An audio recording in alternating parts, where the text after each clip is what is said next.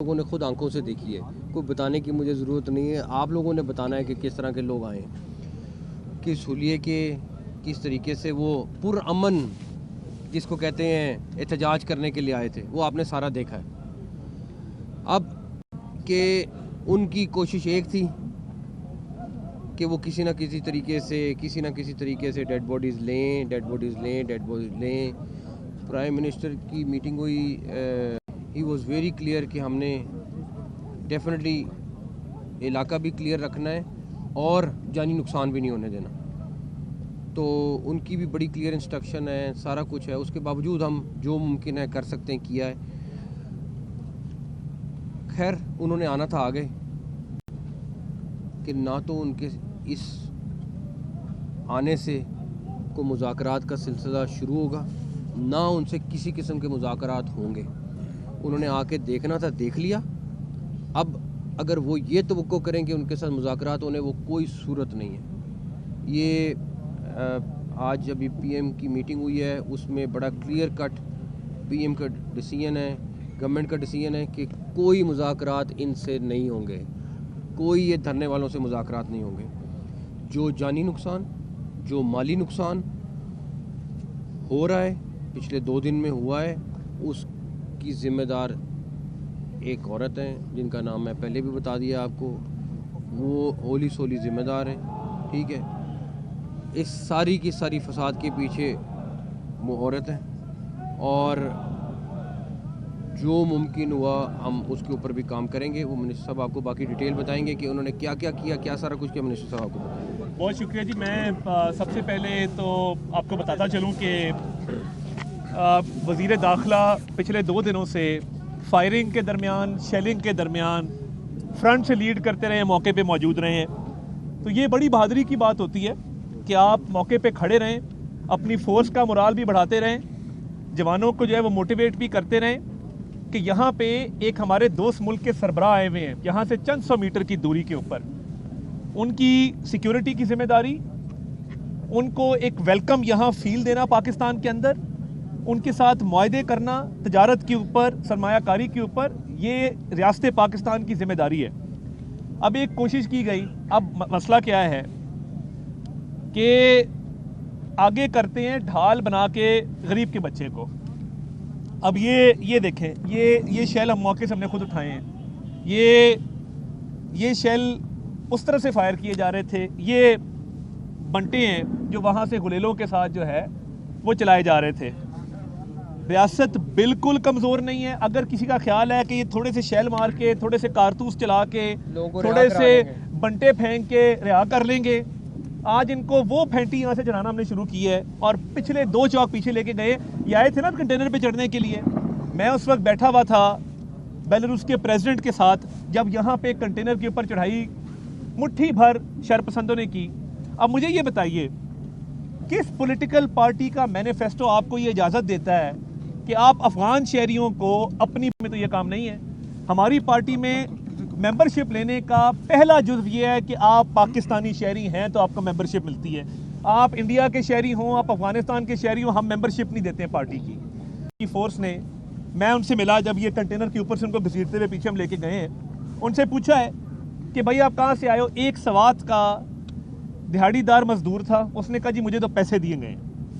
दूसरा जो बच्चा था 16 साल का, जब उससे मैंने पूछा कि भाई आप कहाँ से आए हो, वो पश्तो में उसने जब जवाब दिया तो मेरे साथ लोग मौजूद थे, उन्होंने ट्रांसलेट किया तो वो अफ़गानिस्तान से आया था। अब इस वक्त अल्हम्दुलिल्लाह रेट ऑफ द स्टेट बहाल है, ये एरिया सारा क्लियर किया गया है। जो शरपसंद आगे भेजे थे, और अब बीबी क्या कह रही है, अली अमीन लीड करो, मैं पीछे आ रही हूँ। यानी आप में अगर इतना है तो आप कासिम को बुलाएं, सुलेमान को बुलाएं, अपने बच्चों को, आपके पहले खावत में से भी बच्चे हैं, आप अपने पहले खावत में से बच्चों को बुलाएं, उनको आगे लीड करवाएं। गरीब के बच्चों को आगे करते हो ये चीज़ें दे के कि जाके मारो।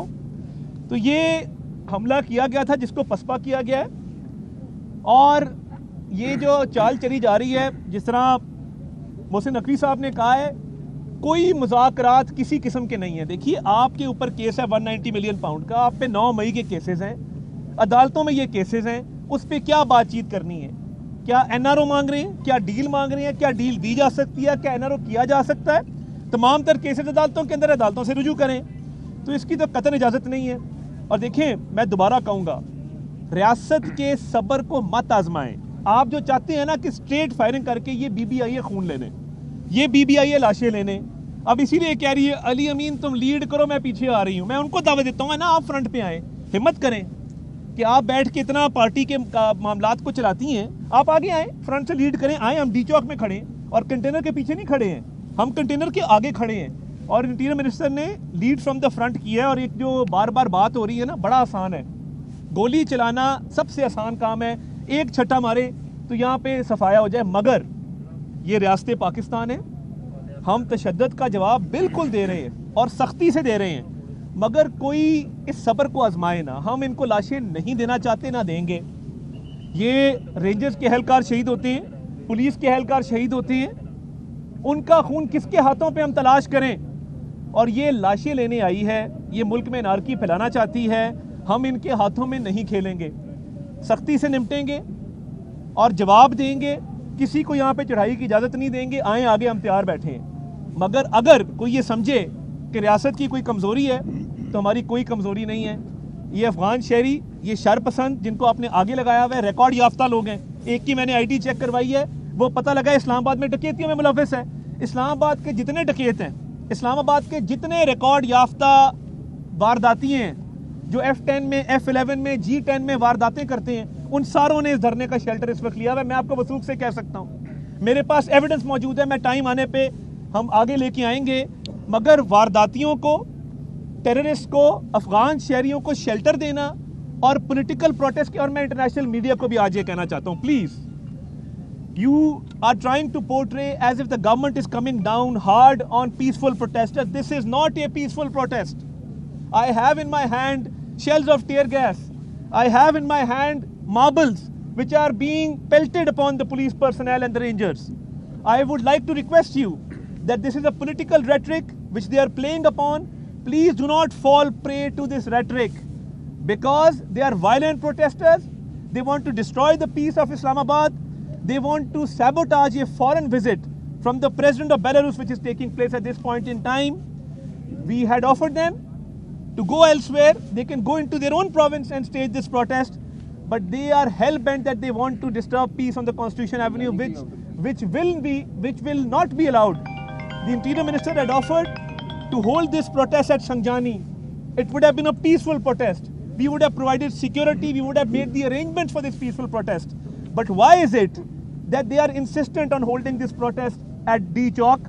Because they want to destroy the peace of Pakistan. They want to vandalize public and private property and cause damage to life and property of private citizens.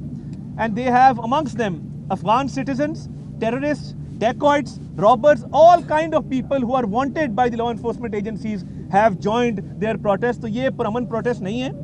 اور جو لوگ سمجھتے ہیں کہ اتنا آسان ہے کہ یہاں پہ لاشیں گرا دیں, لاشیں نہیں گرائی جائیں گی, مگر سختی سے نمٹ رہے ہیں.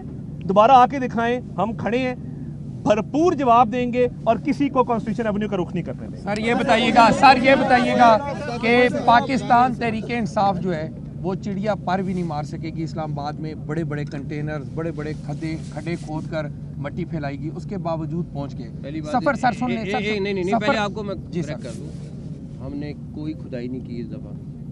کوئی ایک کھڈا دکھا دیں جہاں پہ اسلام آباد میں ہوا ہو کہ روکنے کے لیے کھڈا, تو پہلی بات تو یہ ٹھیک ہے سر. جو مٹی پڑی ہوئی ہے سر بلو ایریا کے پاس ساری کنٹینرز کی بیک سائڈ پہ. دوسرا سر یہ سفر کر رہے ہیں اسلام آباد کے سیکٹر G6 کے لوگ, پولی کلینک میں جو لوگ ایڈمٹ ہیں وہ سفر کر رہے ہیں, F6 کے لوگ سفر کر رہے ہیں.